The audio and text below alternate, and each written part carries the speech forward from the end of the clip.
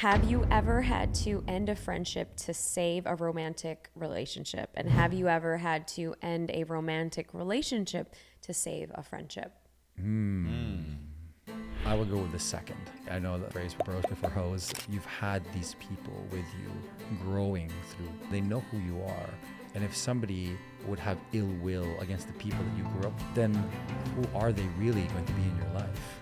Do you think it's possible to have opposite sex friendships?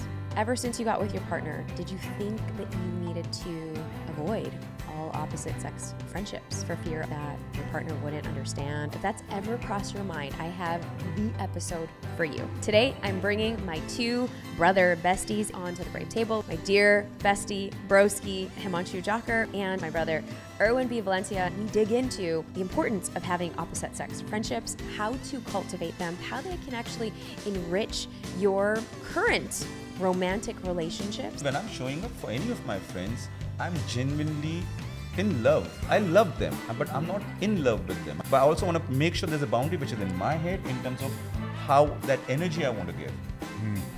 Feeling is definitely that. Energy is another part in my case. Do you think men and women can just be friends without any romantic tension? Oh, wow.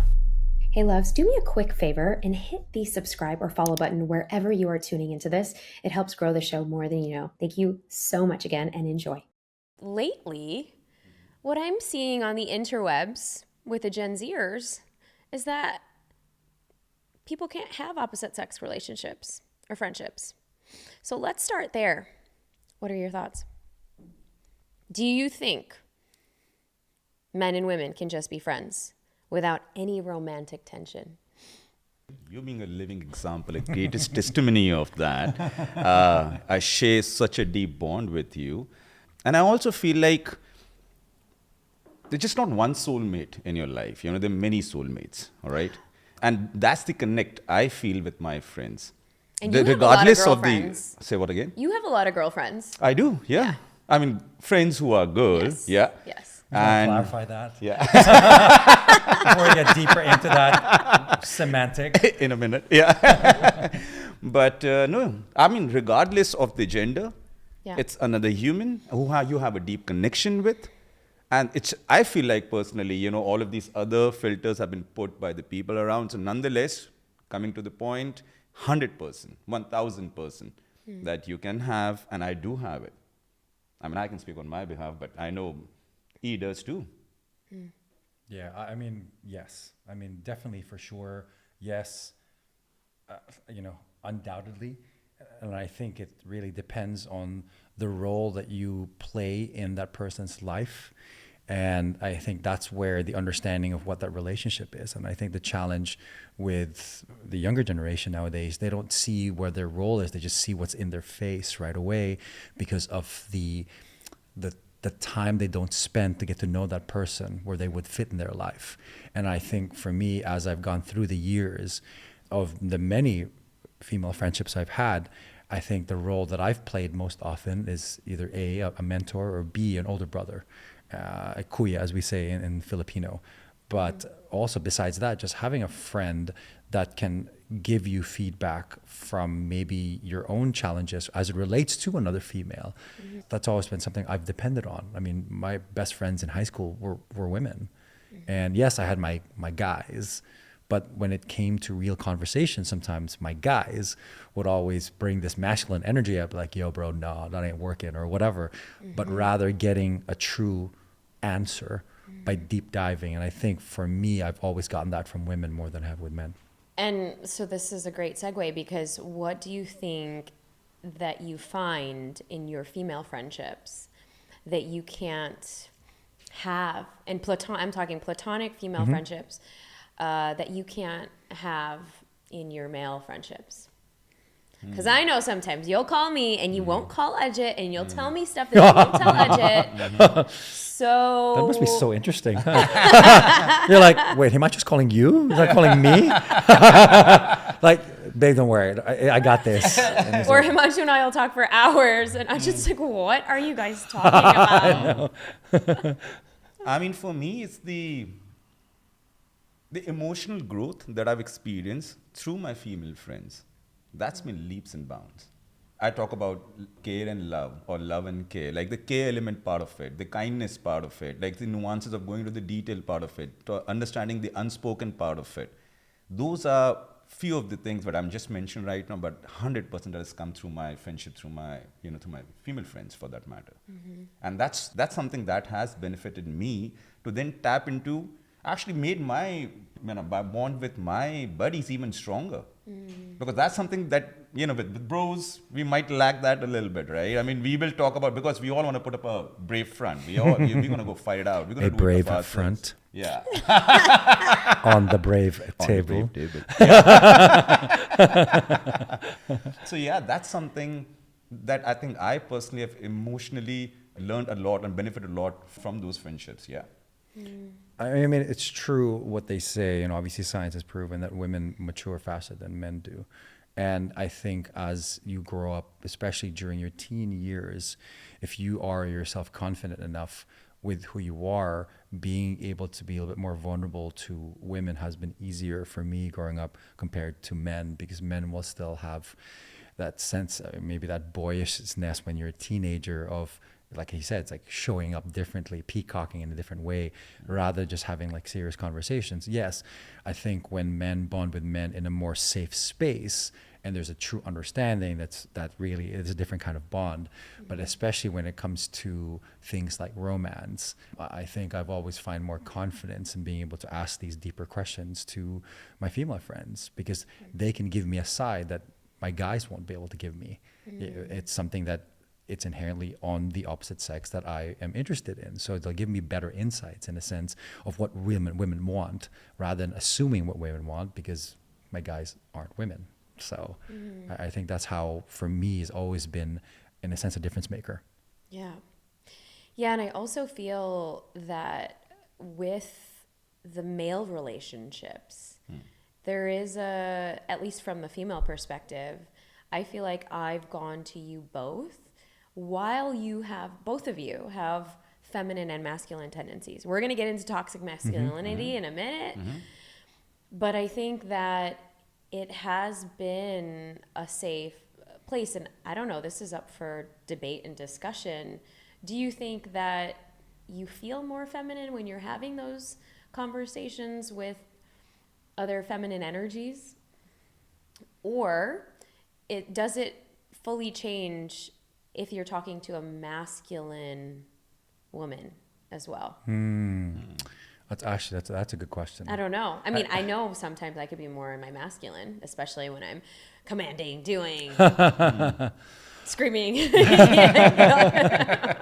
Himanshu, you didn't book your flights for like the 10th time. You're gonna sleep on our couch again. Okay. That's a very interesting and question. And I don't know. I don't have the answer. No, I think you're right. I mean, I think if a woman is in a bit more of her masculine, then as a man, I feel like I have to, in a sense, mirror that. I hold more space. Or even actually saying that, even when a woman is in her feminine completely, having challenges, so to speak, with her own life, being masculine, being a hold space as a strong rock has been my role with that. But when it comes to, ironically, you're right, I think when it comes to my fellas, being the listener, being the one that puts the hand on the shoulder, that is a feminine if you trait. want to consider if you call that a feminine trait, that's probably the role that I find myself being part of or owning at that period of time, rather than the, hey man, I'm going to hold space for you. Because, stop crying. Don't show emotion. So I think you're right. I think what happens is it flips this. I flip the switch when it comes to that, not even knowing that actually happens naturally. Likewise. Yeah. I mean, what's the situation is demanding in that moment, and how I'm showing up for that person. Because I'll play in my different tendencies also. Like, you're going to be owning your masculine side more. In some cases, of course, going to be owning your feminine side more in that case. And what's happening on the other side, you're just showing up, what's needed for that individual in that moment. And that's okay, 100%, whichever side they tap into it, because that's also season, phase, stage, a moment for that matter. And it's also a fleeting one. Yeah, and it's I think it's really beautiful that we can have that dance, because I think it's not common in various communities. I mean, Brave Table fam, you know, we all are a little crazy. Right now we're doing this episode in a tiny little place called Tallinn, Estonia, which is phenomenal. And collectively, we've all come here at least a couple of times together. And I think that because we also have shared commonality, shared vision, and shared values of whether you want to call it consciousness, whether you want to call it just being aware and growth oriented. And if you are watching this on YouTube or listening to this and you're like, man, I don't have these conversations. I would love to have more conversations or develop more of a relationship with just a guy friend. What would you suggest? For me, just personally, I think the number one thing that needs to be established is, once again, I think from the beginning, it's what do you feel your role is for that person? And I say that clearly is because if you're not mindful of that, then the lines will be blurred. And then when the lines are blurred, then there could be a romantic tendency that would been whether not called upon or would then create tension. So in the beginning, I think establishing that and being mindful and taking a step back and saying like, hey, this is how I see you, I love you, but know that it's not that way. And yes, maybe it's not the first conversation, but if you are aware or conscious, you'll kind of already feel the vibe in the beginning. Like basically you're going to friend zone them. In a sense. In the beginning. Yeah, in the beginning. Okay. Instead of trying to play that role, unless, like I said, if sometimes the lines can be blurred, and yes, there's sweetness that could be occurred, but if that sweetness is coming from the friend zone from the beginning, then there's an understanding for that. That it's purely platonic. Yeah. And I know that you've had certain situations with blurred lines. And I mean, let's just talk about boundaries, because this is huge. It's huge. I think it is one of the key reasons that it's why there isn't that strong foundation of a male-female opposite sex relationship that's platonic, because the boundaries haven't been set. And so where have you noticed that perhaps people have thought otherwise, or they thought there was a romantic inclination and you're like, hey, but I was just trying to help you out. Has that ever happened? And how did you navigate that? Quite a few times. And that's in both ways, I would say so. And did it end the friendship, or were you able to come through on the other side? And this is for both of you. That has happened. And I think that has been because of the lack of boundaries, sometimes from my end, sometimes maybe from the other side. And when I say that, it's right in the beginning of that particular relationship. When I say that relationship also, it's just, to be two strangers coming together. They're friends, they're more than that. Regardless of that, I feel like because we're exploring each other and in that moment, and since it's just, I approach every individual because I'm genuinely curious about them. Because I'm genuinely showing a lot of interest. I am genuinely curious about that individual, whoever that I'm meeting. Now, that curiosity, and it also is aided with presence, and I love to give that presence to that individual. I'm genuinely coming, once again, I'm using the word genuinely way too many times, but it is so genuine because I'm just there, and it hasn't even crossed my mind that it could go in that direction. Oh, people think that you're actually trying to hit on them. It's not even the case. They definitely will. It's not even hitting part of it, but they definitely would feel that I'm super interested. Interested in them romantically. Oh, well, it's just interested right now. Yeah. And then if you continue showing that interest, then it could be misread like that. But then in my head, if I'm genuinely interested in somebody from more romantic angle standpoint, then I will do extra mile, and I'll do extra things from my end, which I personally think so will, at least in my head, qualify it to be that relationship. Nonetheless, I do not treat the other individuals any less. So that could be misread sometimes because I'm just genuinely showing up. Once again, the word genuine comes up. Well, and I feel your energy is quite open. Both of you have really open energy. I mean, I have open energy as well. And sometimes that can be misconstrued as, and that's kind of where energetically perhaps the boundaries need to be, or do they need to be? That's the $1 million question. Do you want to set those boundaries immediately, or do you want to see how it goes? That's how it almost feels. Do you want to flow to it, or do you want to create the rules in the beginning, so to speak? And I think just like Himanshu here, we're both good energy people. and sometimes good and high energy. yeah, people. good and high energy people, where sometimes that could be misconstrued of like, A, are you really always this happy, or B, are you really always happy with me from the opposite side? When I think for me, I get into trouble all the time. I mean, I'm clearly, everyone looks at me, it's like, you're the Mr. Wholesome guy. So when it works against my favor, when I actually see somebody or feel somebody or I connect with somebody or I feel I want to go beyond, then actually it hits me the opposite way. They're like, but you're the Mr. Wholesome guy. Are you more wholesome with me and more focusing on me, but you're wholesome with everybody. So it actually works against my favor sometimes to be that good energy person, because those I truly am attracted to don't really know if I am, because I am like that with everybody, Oh, male that or is female. interesting. Yeah. You know, Yeah. maybe I'm sweeter when it comes to a female, where like I give them a little bit more hug. I do the same thing with the guys, but then I do that with every female that I know that I feel like connected to. But yes, let's say if somebody I'm interested in doesn't see the difference of how that is as I treat them, even though it's not massively different, but as you said, that extra step, if that person isn't really aware or conscious of you doing that extra step, they'll just misconstrue it and say like, oh, well, he does that for everybody. Same. I mean, that has happened. You just narrated it so beautifully, because that sometimes also, this high friendly energy can get backfired sometime in the areas where you genuinely interested in that individual. That has happened with me, at least. I mean, I'm just going to say for myself, because you're just so, like, you're friendly with everybody, right? So they are sometimes also friend zoning you, thinking, okay, you're just friendly with everybody. Or they're skeptical and they're like, Yeah. Oh, that it could be skeptical is a fake. massive, You're that's being fake. fake. Yeah. Exactly. Yeah, that's a big one. That's not the real. case. Yeah. And should be genuinely good people. Yeah. Yeah, and also another challenge with that too is that, let's say, for example, there is a genuine interest from, let's say, me to a woman that I have interest in.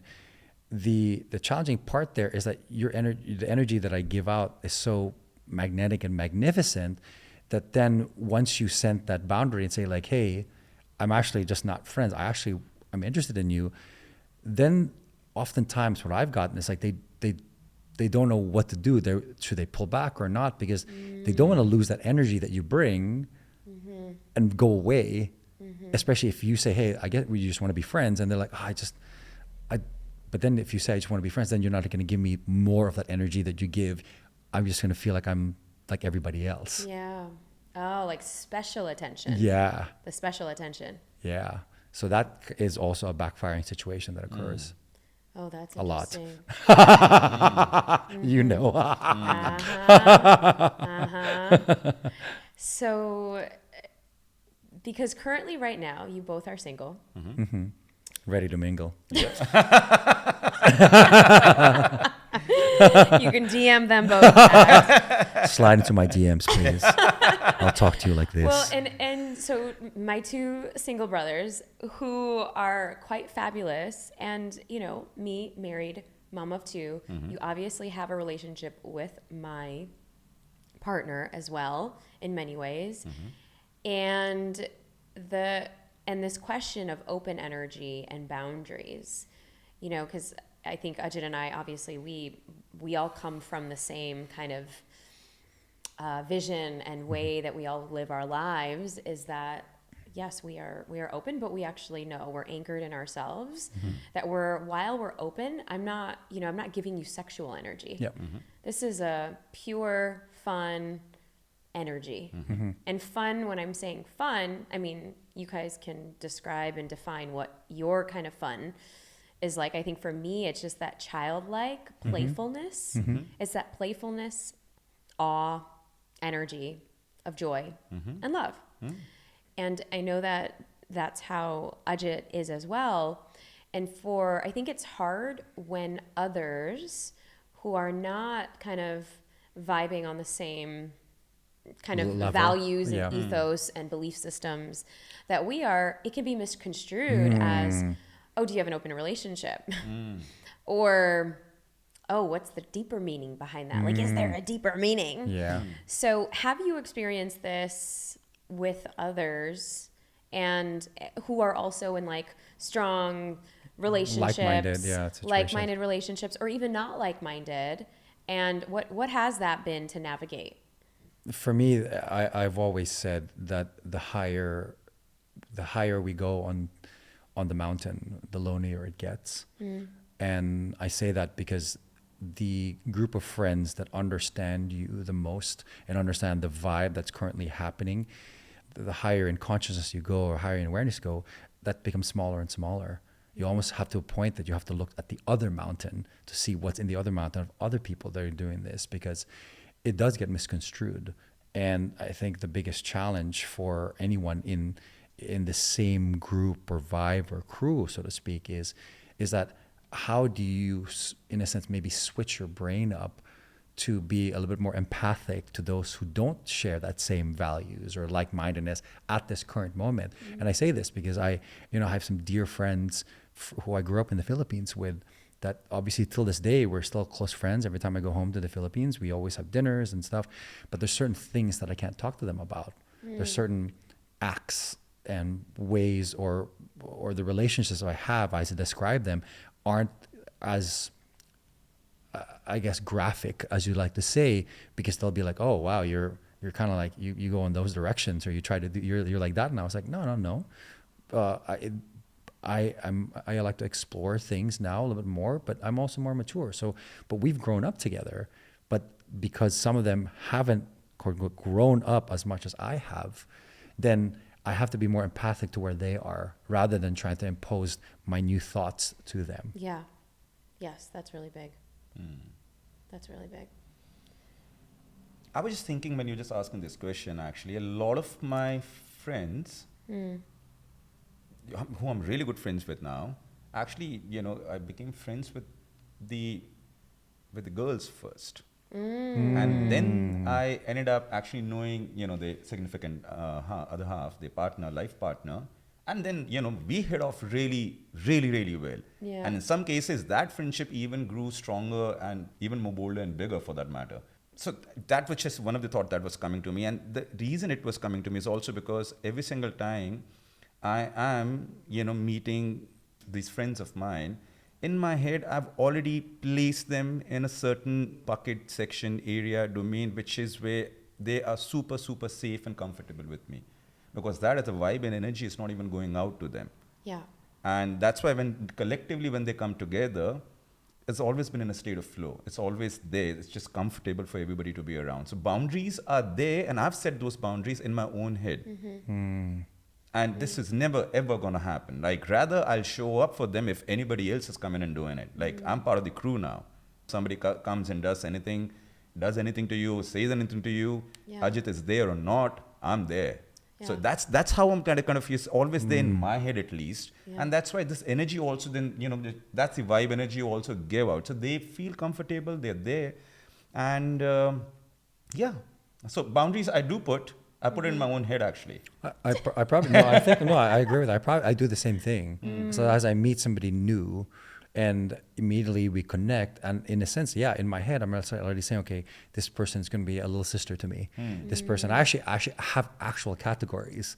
I have my little sisses. I have my angels. I'm your little sis. Yeah, I have my angels. I have like my booster bees, which are like the fans of Gratitude Gang and all that stuff. There's literally categories that I actually have that I place. But see, that's the thing though. If you're interested in then somebody, in a girl, and somebody you want to pursue, how does that then they're not in they're not they're their own category.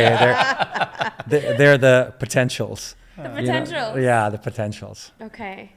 And also when I'm showing up for any of my friends, I'm genuinely in love. Like not in love, but I love them, but I'm not in love with them. I mean, that's the difference. I'm also, I mean, the person that you're going to be with, of course, I'm going to show that I'm in love with you. I mean, it's going to show in your eyes, your twinkle is going to be there, those puppy eyes, and all of that stuff is going to be there. But with my friends, for sure, I love them all. I love love in general. So I want to express that thing. And I don't want to put any boundary to it. Right. That part I want to just give them as pure as possible. It could be my dog. It could be this planet. It could be my friends. It could be anybody. Like that as a feeling, as an emotion, I want it to be experienced so unadulterated. So that's why I want to show up like that. I want to give that part of it. Because the more I also give, I feel like the more I also receive. So yeah, I don't want to hold on that. Like that is a boundary I don't want to put. But I also want to make sure there's a boundary which is in my head in terms of how that energy I want to give. Feeling is definitely that. Energy is another part in my case. Yeah. And because, yeah, I feel like there have been even times where I've got advice from you and you outside a budget, and to have just a strong other masculine presence who we can play, we can talk, we can kind of shoot the shit. And it's just, it's like a brother energy. And I think, I mean, growing up with two brothers, for myself, that's a really powerful energy. And maybe sometimes I could be like the bros, you know? And so how has it ever come where, you know, because I feel like, and I've heard when we've taken polls in our community, that there is a sense of jealousy. Let's talk about jealousy, because that's a juicy one. You're spicing it up. We're spicing it up. We're going there. Has that ever come into play when you were dating somebody and then talking to your female girlfriends? Have you seen it play out in situations? And what are some thoughts? I mean, juicy is exactly it. I mean, I'll go ahead and say that I actually, from when I'm about to get really serious with a woman, I already say in the beginning, look, I have a lot of female friends, and you have to accept them. If not, this is not going to work. Ooh. This is just how it is. I don't want you to get jealous, because no, at the end of the day, you're the one I come home to. And I think no matter how much, and this is something that I've had to learn, particularly since as part of the social dancing community, particularly that I've been in part for 20 plus years, is that if you're with a partner that doesn't dance and thinks that every time you go to a social, you're trying to hit on girls rather than just practicing your skill, then that's always going to be a point of friction. It's a little bit better if the person is part of the social dancing community, but then there's obviously a little bit more drama because you're part of the same community. So it's always a bit of a challenge for me to explain to somebody who I want to move forward to in a relationship that, hey, I'm going to be surrounded by women all the time. This is just who I am. This is energy that I exude, that I have, like I said, I have my angels, I have my little sis, I have my besties, and I have people that I find a space that I can console to myself that is probably going to be a woman. And if that makes you jealous and you can't handle that because you yourself aren't powerful enough to really be in your own strength, then this is going to be a challenge from the beginning, and this is not going to work. Bye, Felicia. Yeah. Peace. Love you, but peace. I mean, it's a natural emotion, right?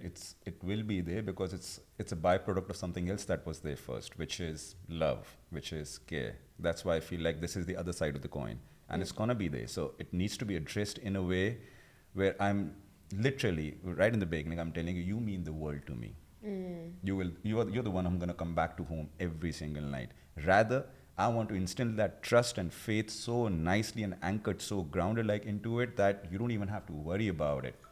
In a social setting when you're out there, of course, and as E just very rightly pointed out, because the kind of energy we exuberate, we have, all sorts of people are going to be part of this circle. But when I'm out there, I'm constantly will make sure that my partner, what I've just said, it's just not talks, it's actually is in action.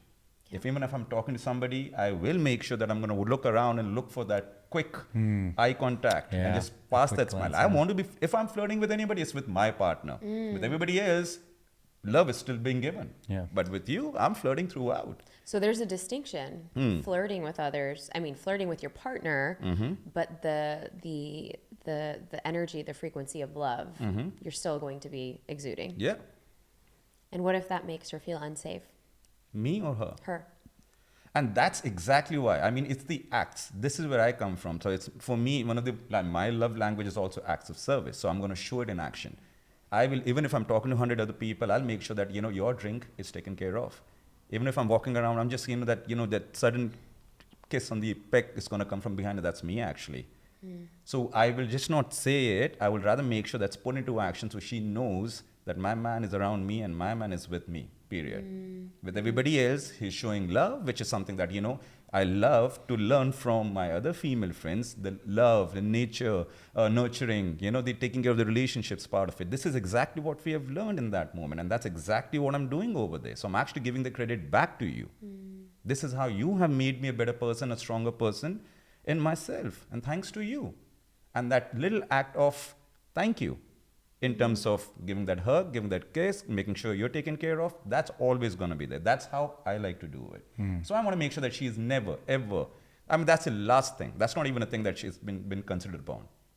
I like to eliminate that thing right in the beginning, because this is how we are, because how strong our bonds with all the friends is. And I just want to make sure that she knows that she's super comfortable with all of this. Was there a time ever where you were dating somebody and either your crew didn't accept that person or other people in the crew felt slighted, or because jealousy can happen within your partnership and then it can also happen with other outside of that, yeah. Outside of that. And I know that you've dated some girls and you brought them in and we're like, what? I know. We're gonna go there. He doing? Brave Table fam, if you have a guy bestie, girl bestie, and you know that they bring somebody in, you're like, wow, their shit stink. Like, what? Why? What happened? You know that they belong with somebody else, or they've chosen somebody, and it's because we all want the best for you. True. Or you see something that you probably shouldn't have seen, and it probably changes your perspective about that person. So then, how do you react? Well, that's why I make sure that I'm at least further in the journey before I introduce them to you. Before, because now it freaks me out. Because you're gonna be like my mom, be like, okay, what do you got? Who are you? If Himanshu's experiencing that, I'm gonna definitely make sure that it's further along in the journey. Like, by the way, babe, this is my little sis, Neeta. Yeah. It's like, oh, hi. Are you like his real little sis? No, really, but he's my big brother. So watch out. Oh. Don't you do him wrong. Don't you dare. That has happened in past. And I think I'm learning and growing up through those experiences. And as he said, I'm just here going to witness this situation right now. Yeah. She's like, I know exactly who I'm talking about. He's like, I know who she's talking about. And I'm like, okay, fly in the wall mode. Hey, you know who you are. But no, I think, I've had my fair share of learning in terms of, who is the right person for me, or who I'm a right person for. But and that has come through my past relationship experiences also. And through that, I've also realized maybe they were not really the fit for the larger community that I'm part of, that I actually belong to. And it's not, ultimately, it's the person that I choose to be with. Ultimately, it's my life, my choice, totally, it's going to be like that. But I have realized that my friends have played such an important role in my life. I am who I am because of the massive contribution that has come through all of those shared experiences together. So there's a part, an element of me that they know, that they understand, but sometimes even I can get blindsided. I mean, love is blind, right? Duh. In my case, it goes complete blind. So that's why we need you, soul sisters and soul brothers who can see something which I am not able to see. And you guys did see those things. I choose to ignore it. See how he wore the word used did. Yeah. Did. That means it's happened multiple times. It's not I'm about to do, did. Yeah. That was one of those I said so moments, but you didn't say it, and I knew it, and I realized, and I was like, duh. So yeah. No. I think making sure, I personally this is one of my own personal promises, to make sure that they're going through the litmus test first. Because I know you guys know me, understand me at such a deeper level that sometimes, and you also know my flaws. You know where exactly I'm going to go, which I'm going to go blindsided with. So yeah, I feel like. Well, do you think your community's approval of your partner is important? Or no? Acceptance. Community meaning like close friends, soul family, however you want to label it, maybe siblings, but yeah. Yeah, for me, more than the approval, it's the acceptance. And acceptance would only come because they know what's best for me and, as part of the larger group also. So yeah, definitely. Because, and I'm talking about my fam is today itself in the afternoon today. I think Ajit was introducing me to somebody, and he was saying we've been friends for the last 25 years, and that just when it just struck me, I'm like, bro, we know each other for 25 years. I mean, if you're friends with somebody for more than 7 years, they're not friends anymore, they're family. So it's, for me, it's my community is just not anybody else, it's my family. So is my family, does my family have a say? They certainly do. I actually have given them that say. Yeah. Now, will that influence my decision in terms of who I'm going to be with? I mean, that gives me an added layer to think about it. And of course, they mean well for me. And in my case, it's been proven. Yeah, they always meant well. And sometimes I got a little strayed, and then I'm like, duh, you said it, but you didn't, I didn't listen. So of course, I feel like acceptance, more than the approval, the acceptance part of it. Because that's that family we're going to grow together with further. How are we going to have different experiences otherwise? Then I'm going to be, left out, or I'm not going to be part of that community anymore then in that case. And that did happen, by the way. That's where, in my last one at least, where I literally fell off the cliff in a way. Because I was so engrossed in my, personal relationship in that moment. And that's where my growth also started. That you lost the rest of your friends. Yeah. Or you isolate yourself. I isolated myself. I think going with that is exactly, I think, to answer the first question you ask, it's not necessarily about jealousy that I'm worried with the people that are around me or even with my partner. It's more the fact that the sense of time often disappears when you're inherently, especially at the beginning of a relationship. And if you're still not sure if that person is the person for you, then there's this weird gut feeling you have. It's like, I'm not sure I'm ready to introduce her to the crew yet. So there's a period of time that gets lost, and the rest of your soul family or crew are like, dude, what's happening to you? You're usually the person that brings everyone together, and you're never around anymore. And I'm like, no, I'm around. It's like, yeah, you show up, but you're not really showing up. Yeah. Because not even from the point like, oh yeah, you're in a place and you're friends gathering, but you're so focused on trying to please your partner because of the fact that you're still trying to figure out what's going on, because there wasn't inherently a good solid bond from the beginning, that now you're not like even having her really be part of everything because you're not really sure what everyone will think. So I think that comes from the fact that there's the confidence you have with the person that you're spending your time with isn't something you're confident that your crew will accept. Yep.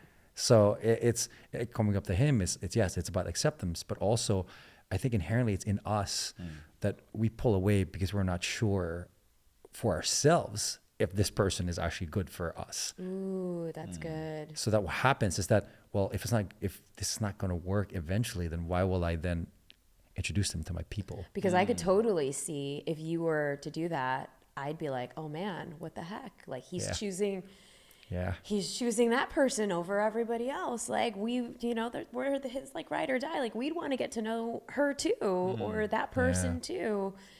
But you're saying that it's because maybe there's something inside you don't know. So I think Brave Table Fam, if you're listening to this and you have a friend that's pulling away, maybe they're unsure whether or not if this is that person, and they're probably navigating their own set of things in their mind. And there's also the sense of shame also. Absolutely. Like the shame that like, the I told you so's, because I've been in that situation early on where I've stopped talking to a lot of my friends in a previous relationship because they all didn't like my partner. But I didn't realize that I was so enmeshed in that particular, and it was a toxic relationship, but I was so enmeshed in it that I started listening to whatever that person was saying about my friends that have been friends for like 10 years. Yeah. And so I think that you're right. If you don't have a solid core in yourself, that you tend to acquiesce. And there's this thing of, there's always one person in a relationship where the one person is easier to coerce. And then there's another person who is easier to collapse. Yes. So the coercive one and the one who collapses. Yeah. And so if you have that, and that's a dynamic in a relationship, then it becomes this dance. And then when you're in group or in friendships, that, nobody wants to see anybody else's drama, especially if they don't really. So then we make meaning of that. Yeah, and so that's why I think some of the best relationships I've had are those that I can not only confidently, almost very immediately introduce them to my people, but also at the same time leave them with my people and see how she would shine in there. And when I see that, then my love meter just shoots up to the roof. Oh, I second that. 1000%. Yeah. Aww. When they finally. Yeah. Yeah, when they finally meet them, Yeah. you know. Yeah, it's like that proud, like. Yeah, it's a sense of pride. Yeah. It's like I girl did right good. there. That's my girl. That's my baby. I did good. I did good is the right word. I did good. Okay. Have you ever had to end a friendship to save a romantic relationship? And have you ever had to end a romantic relationship to save a friendship? I would go with the second. Oh, okay. I know the phrase we like bros before hoes in a sense, but There you go. Yeah. but you know, as he said and you said, that you've had these people with you growing through 25 years to 30 years to whatever, so they've seen you and they know who you are. And if somebody would have ill will against the people that you grew up with, just being the first 2-3 months of getting to know them, then who are they really going to be in your life? And so that situation occurred, and I said, well, look, if you, and I think for me, I say that also with regards to the social dancing scene. Yeah. It's not even like meeting a girl, bringing her into the scene, and then suddenly like, well, I don't like that girl because she looks at you very funny or a different way. It's like, no, just like a friend. I've been dancing around with her, and he's been around. We've all been part of a crew, and if you can't handle it from the beginning, this is not going to work. Like I said from the beginning, it's like this has to be a situation where you're not just taking me, the solo person that I am, but me and the tribe that I surround myself with. Yeah. And if you can't accept the tribe, then you can't accept me. So true. And I mean, you were, or maybe still are, the number 1 bachata king dance champion. And you know, in bachata, they got moves. They got moves. I feel like when I dance with somebody who's doing bachata and they're my lead, I'm like, yes, I'm going to melt in this 3 minutes of our dance together. I mean, and then you go on. So yeah, it takes a certain person to actually know and accept that part of you. Yeah. And because bachata and the dance community, I mean, kizumba, you do it all. You do it all. And it's a very sensual dance. Yeah. And somebody who's outside of that, who does not understand that that's a sensual dance, there is going to be a sense of movement, and you're sharing a sacred energy and space. If they don't understand that, that's definitely that can be a red flag. A red flag. I mean, is it? And or do you have to dim your light to save that relationship? Do you have to dim your light and forget everybody that you've built this relationship with for so long because you want to make that work? Yeah. Is it worth that investment? Is it worth that? Yeah, exactly. Yeah. Probably not. No, probably not. No, yeah. The answer is no. Yeah, probably not. You know, like you said, yeah, I built myself up to who I am today with the collection of experiences that have created who I am. And part of that, a massive part of that, is the people that I surround myself with. I am who I am because of the people that I surround myself with. And if the people I'm surrounding myself with get judged because of the misunderstanding or just unawareness of what the situation is, or needless to say, maybe not even the wanting to understand, then that's going to be a challenge from the beginning. And imagine trying to then make that longer and longer. That's not only going to be a point of tension, that's going to be a point of break. Yeah. Faster than you think it's going to be. We can keep going and going. I know. And I mean, I love this conversation so much because I think that I hear from people in my DMs who are like, how do you have such strong male friendships?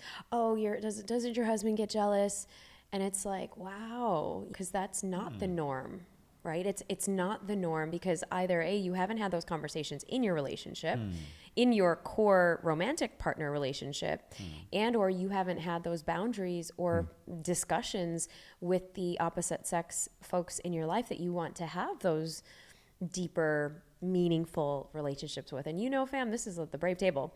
So I love that you both were able to share this wisdom, and because it was so much needed. And now that we get into our final segment, Spill the Chai. I know you picked up some cards, so let's go. They're picking up from our That's Like Now What conversation card prompts, our 44 card deck. There you go. Thank you, Vanna, if you're watching this on YouTube. All right, go for it. You can go first. You can go for this. That's a good one. Hey, That's a good one. Yeah, but I also spoke most the last time, so you can go. Okay, what's something you catch yourself saying often that you want to remove from your vocabulary? Actually, it's not going to be related to this topic. Yeah. But it's been something like as a theme that I've been learning a lot, about, and it's from one of my best buddy, from Ajit. It's just my relationship with money. Ooh. That part. I think that has been a massive shift in the last few days that I've been here. I've seen him give amazing presentation to 5,000 people plus, and as much as I was super proud to kind of see him on the stage and talk about this thing openly, owning it, I also was just reprogramming myself with it. My relationship with that is amazing. I love it, but there were still certain things which in my vocabulary were coming out wherein it wasn't 100% landing with my brother, and he called me out on this one. And so that's for me. That is that. It's it's a little different, a little off topic, but I still wanted to share it because that was amazing. It's beautiful. It's the power of community. All right. Oh, do I answer that or do I use this? You can use yours. This one, okay. Great prompt, by the way. What's a pet peeve you used to have that you've learned to accept? Ooh. This is a tough one. It's a deep one. I've learned to accept that not everyone has as an amazing life as I have. It's like I said earlier, I almost have to have empathy on the opposite side of saying like how lucky I am to be able to have all these amazing experiences, have these amazing people that I'm surrounding myself with, that my journey is different from that person's journey. Even like coming from, let's say, for example, even my parents, it's like I've learned to accept that their journeys was different from mine. Yeah. And the first time that really came to fruition for me or was vocalized for me was after walking the Camino de Santiago de Compostela in 2021. Wow, I want to do that with the fam. And there's a Filipino priest in Santiago. His name is Father Manny. Father Manny, what's up? And Father Manny, amazing story. In short, he was one of the first to really go through that whole journey of the Camino all the way that were in the original ones. Wow. And then came back to the Philippines, basically traveled around the Philippines to talk about how amazing that journey was, became a parish priest of one of the main churches there. And then when the amount of people that started going to Camino were Filipino, they needed an ambassador to become, in a sense, the liaison for all the Filipinos that are coming to the Camino de Santiago. And him being one of the first people to really go and go to this Camino and talk about it, he was in a sense nominated, which is ironic because when he was younger, his dream was to be an ambassador. And besides that, one of the reasons why he was nominated was also because as part of a fellowship program that he did, he was placed in something called the God Box at Columbia University, where they put 5 religious leaders in an apartment in New York City and let them live with each other for like 6 months to a year. And if they're 6 months or a year, you had a Jewish rabbi, you had a Christian minister, you had a Roman Catholic priest, you had a Muslim imam, you had I don't know, there was 5, a Buddhist monk or something like that, and put them all in one apartment. And their thesis at the end there was like, okay, from your lens and your religion, how was your experience with living with other religions on a daily basis?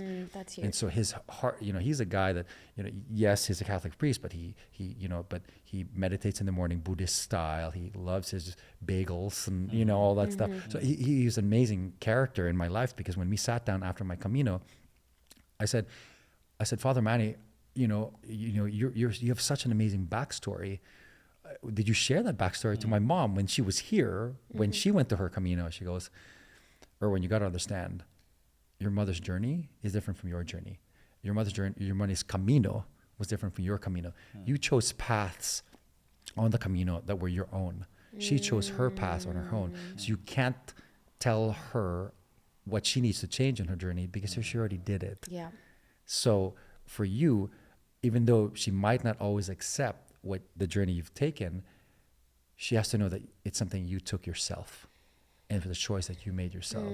So you just both have to, like I said, accept that you have separate journeys. And I think from the friends that I've met now in the future, I say, look, if this is going to work, I'm going to try to understand you, but that doesn't necessarily mean that we're going to be best friends.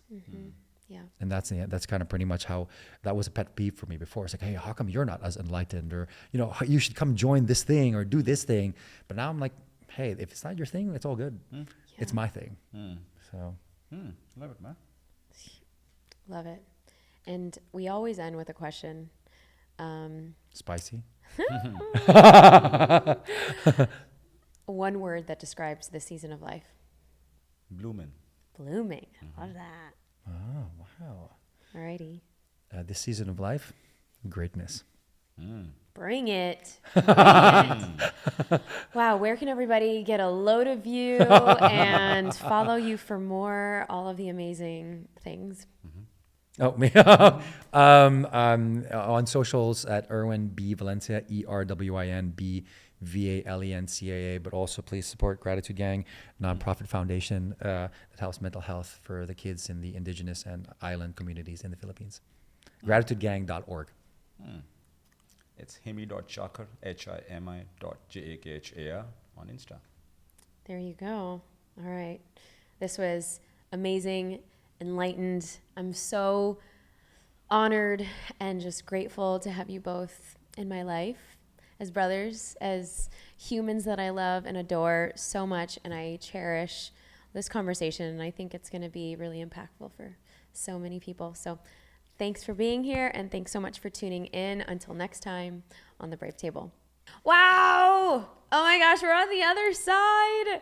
Did you just fall in love with my two broskies? My brother besties. They were freaking amazing. And you can go ahead and follow Erwin at erwin.b.valencia. I'm actually probably butchering it, so you'll probably have to go and look at it at the show notes. And then himi.jocker. He's also on Instagram. And if you've loved this episode about relationships, how to cultivate meaningful relationships, go ahead and tell us what you think. Tell us what you think on Instagram. Drop a note below on YouTube here. We love, love, love. We've grown so much. Thanks to you all. We have over 500,000 views on YouTube. You've made this happen. And if you haven't already given us a 5-star review, what are you waiting for? Go ahead. Go to Apple right now, wherever you are. Spotify. Subscribe, like the top left corner of your app on iTunes and or Spotify.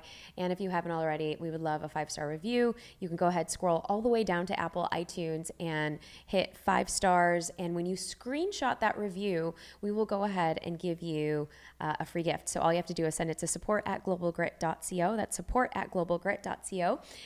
And last but not least, we have 3 other additional episodes that you are just going to love in creating meaningful relationships, also linked below in the show notes.